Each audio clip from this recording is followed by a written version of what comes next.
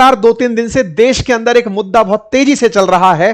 Khan sir के coaching के बाहर चली गोली, खान सर के बाद में फिर चर्चा बनती है कि उनके बॉडीगार्ड्स के ऊपर हुई मारपीट, फिर चर्चा निकलती है बॉडीगार्ड्स ने चलाई गोली, फिर चर्चा निकलती है खान सर होंगे गिरफ्तार, फिर चर्चा निकलती है खान सर हो गए फरार, और आज की चर्चा यह है कि खान सर ने अपने आप का समर्पण कर दिया है, सिविल कोर्ट के अंदर अग्रिम जमानत की अर्जी पटना कोर्ट के अंदर दायर कर दी है। खैर, कहानी क्या है शुरुआत से समझ लीजिए। चर्चा इसलिए क्योंकि चर्चा में कोचिंगों के बीच की वो राइवलरी जिसे पत्रकारिता के द्वारा माफिया कहा जाता है, वो आपको शुरुआत में दिखाई देगी। हुआ कुछ यूं कि बिहार के अंदर सिपाही भर्ती परीक्षा हुई थी, 2025 में विज्ञप्ति निकली थी, 2026 में इसका रिजल्ट आया, 27 मई 2026 को रिजल्ट आया।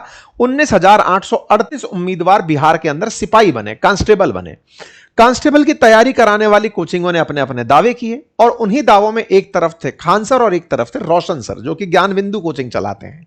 दोनों के दावे थे, एक का दावा था कि हमने 12,000 बच्चे सेलेक्ट कराए, एक का दावा था कि हमने 10,000 बच्चे सेलेक्ट कराए। दोनों को जोड़ दें तो 22,000 का नंबर मिलता है, लेकिन संख्या को लगभग 20,000 लोगों की ही थी कि सेलेक्ट हुए थे। यानी कि दोनों के दावे फर्जी थे, लेकिन दोनों कौन ज्यादा फर्जी तरीके से प्रस्तुत कर सकता है, इसकी बहस छिड़ जाती है। पटना के जिस क्षेत्र में ये दोनों लोग कोचिंग चलाते हैं वो एक ही क्षेत्र है, एक ही गली है जहां पर दोनों की कोचिंगें चलती हैं। दोनों ही कोचिंगों में इस बात का शक्ति प्रदर्शन चल रहा था कि किसने अपने यहां से ज्यादा सिलेक्शन निकलवाए। बस इसी शक्ति प्रदर्शन में सारा रायता ढुला। एक तरफ से खान सर के विज्ञापन टक रहे थे 12,000 के, तो ज्ञान बिंदु के विज्ञापन टक रहे थे 10,000 सिलेक्शन के, और इन्हीं विज्ञापनों में एक से ऊपर एक दूसरा विज्ञापन लगने की कवायद हो रही थी। कोई किससे ऊंचा विज्ञापन लगाएगा, इस तरह की प्रैक्टिसेस की जा रही थी।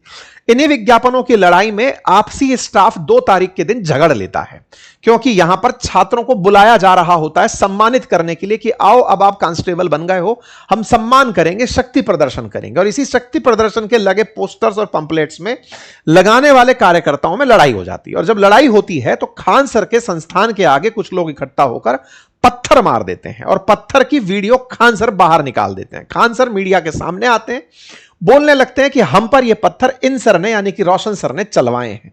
पत्थर के साथ साथ हम पर गोली भी चलवाई है। गोलीबारी की बात इन्होंने मीडिया के सामने बोली और कहा कि हमको ही मारने ये लोग आए थे। इनके द्वारा दिए इस बयान के चलते रोशन सर को गिरफ्तार कर लिया जाता है। रोशन सर पड़ोस की कोचिंग वाले सर। इनका आरोप था कि हम पर गोली चलवाई गई। यह खबर 2 और 3 तारीख को खूब चली, जिसमें खान सर पर गोली चली, खान सर के संस्थान पर गोली चली, पूरी तरह सोशल मीडिया और मीडिया के ऊपर मेन चर्चा बन जाती है। इस चर्चा का एक दिन बीता ही होता है और वीडियो फुटेजेस आने लगती हैं, और उन्हीं वीडियो फुटेजेस में कुछ ऐसी जानकारी बाहर निकल कर आती है कि इन्होंने गोलियां नहीं चलवाई थी। हालांकि इनकी गिरफ्तारी हो जाती है।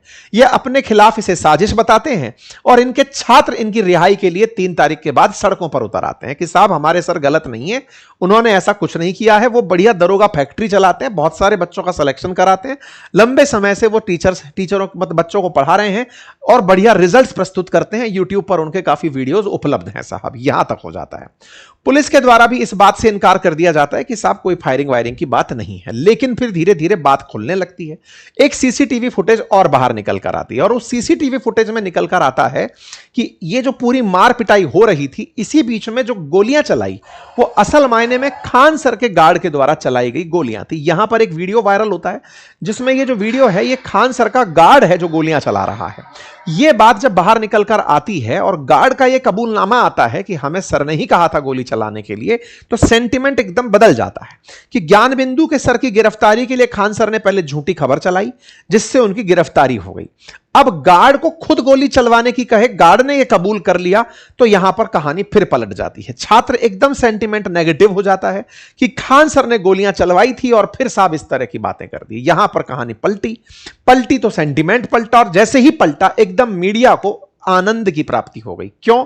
क्योंकि आज से 4 दिन पहले ही तो मीडिया बनाम शिक्षकों की जंग चल रही थी, जिसमें उस जंग के अंदर अंजना ओम कश्यप जी पूरी तरह से लीड कर रही थी, टीचरों को माफिया कह रही थी, और यहां पर तो माफियागिरी के संपूर्ण सबूत मिल गए। ये बिल्कुल वैसे ही था जैसे once upon a time in Mumbai film के अंदर दिखाते हैं कि साहब गुंडों ने अपनी क्षेत्र बांटे हुए हैं, बिल्कुल वैसे ही साहब टीचरों ने अपने क्षेत्र बांटे हुए हैं, ये सब बच्चा मेरा, ये नहीं तेरा, ये यूं होगा और ज्यादा नहीं होगा तो गोली चलवा देंगे। इस तरह की जो हरकतें हुई तो भाई साहब पूरे की पूरे कोचिंग पर एक सवाल निकल कर आ गया, ये तो माफिया ही है। और इस बात का वास्तविकता में समर्थन नहीं होना चाहिए कि यह हरकत जो हुई इसको किसी प्रकार से, शिक्षक होके भी हम लोग इसकी बचाव में नहीं उतर सकते। यह घटना गलत है और इस तरह की घटनाओं का खंडन होना चाहिए। शिक्षा जहां लोगों के अंदर सहिष्णुता देती है, स्वीकार्यता देती है, वहां पर इस तरह के विरोध में ना तो पत्थरबाजी ठीक है और ना ही गन से गोली चलाना। फिर आप में और उन अनपढ़ लोगों में, जाहिलों में, समाज कंटकों में क्या ही कम अंतर रह जाएगा, यह समझने का बिंदु है। साहब गोलियां चलती हैं, गोलियां चलने के वीडियो वायरल होते हैं, वीडियो वायरल होते हैं तो डिमांड उठती है कि साहब अब खान सर को गिरफ्तार करो। सबसे पहले उनके गार्ड्स को गिरफ्तार कर लिया जाता है, फिर पुलिस के द्वारा खान सर की गिरफ्तारी के लिए भी प्रयास शुरू कर दिए जाते हैं। एक दिन तक खान सर नहीं मिल रहे हैं, यह न्यूज चलने शुरू होती है कि खान सर निकल लिए। खान सर के जो जज वो हैं, कोर्ट के जो साथी हैं, वकील जो हैं, वो दिखाई देने पड़ने शुरू होते हैं। इन दो टीचर्स के बीच की राइवलरी देश के अंदर राष्ट्रीय मुद्दा बन जाता है, प्राइम टाइम में डिस्कस होना शुरू होता है। पूरे देश के बड़े बड़े मीडिया चैनल्स जो हिंदी भाषी हैं, उनके मेन चैनल्स पर यह सब चीज चलना शुरू होती है और चलते चलते बात इस तरह से उठने लगती है, चाहे राजनीति हो चाहे जो भी हो, सब इस मामले में बढ़िया फुटेज बटोर रहे होते हैं कि खान सर ने यह सारा काम करवाया। खान सर असल मायने में कोचिंग माफिया हैं। कुछ लोगों की मैं बहस सुन रहा था टीवी के ऊपर, प्राइम टाइम के ऊपर, जो ये तक कह रहे थे कि इनका प्रभाव ऐसा है, कोचिंगों का प्रभाव ऐसा है कि पेपर की डेट कब होगी, को पेपर में क्या पूछा जाएगा, ये लोग उस तरह से प्रभावित करते, तमाम चीजें। मतलब जिनको जितना मौका मिला, जो जितने सताए हुए थे, पीड़ित थे, कुंठित थे, और विशेष रूप से हमारी लोकतंत्र के जो चौथे स्तंभ थे, यानी कि जो सिस्टम थे, सिस्टम को भाई साहब एक व्यक्ति मिल गया। ये वो कहते हैं, जब मैं पुलिस में था, पुलिसिया व्यवस्था में कहते थे कि भाई साहब कुछ नहीं तो एक कौवा मार के टांक दो, सब में डर बैठ जाएगा। तो साहब कौवा इस बार खुद खान सर बन गए कि देखा, कहते थे ना माफिया है, लीजिए गोली चलवाई, पेपर भी इन्होंने सेट करवाया होगा, करप्शन भी इन्होंने करवाया। जिन जिन के खिलाफ खान सर ने कभी ना कभी बयानबाजी की होगी, वो सब खुल करके इस बार खान सर के खिलाफ खुलकर हो गए। फिर चाहे वो राजनीति के लोग जुड़े हों, पत्रकारिता से जुड़े हों, जिन पत्रकारों ने कभी खान सर के सम्मान में सेशन किए थे, खान सर को बुला बुलाकर मंचों पर सजाया गया था, उनकी वजह से व्यू बटोरे थे, उनकी वजह से विज्ञापन पाए थे, वही सब आज बता बताकर खुश हो रहे हैं कि ये फैजल खान है, ये बिहारी नहीं है, ये उत्तर प्रदेश के हैं, ये गोरखपुर के हैं, इनका नाम ये है। सब हर तरह की चीजों में निकलते जा रहे हैं। अब तो हो सकता है कि आपको एक दो दिन में हो सकता है ईडी सीबीआई वगैरह की रेड पड़ते हुए यहां पर दिखाई दे जाए। मतलब पूरी तरह का माहौल बनना शुरू हो जाता है। कुल मिलाकर के सिस्टम सक्रिय हो जाता है। सिस्टम सक्रिय होने के पीछे की अलग कहानी है। हो सकता है सिस्टम की सक्रियता में आप ये तार भी निकाल कर ले आए कि बहुत दिनों से नीट के मुद्दे को लेकर के मुखर हो रखे थे, छात्रों को लेकर मुखर हो रखे थे, इसलिए सिस्टम ने कहा अब आए बेटा तुम नीचे। पर फिर भी हम एक बात बोलेंगे, सिस्टम चाहे लाख बुरा हो, हम इस बात को अभी भी डिफेंड नहीं करेंगे।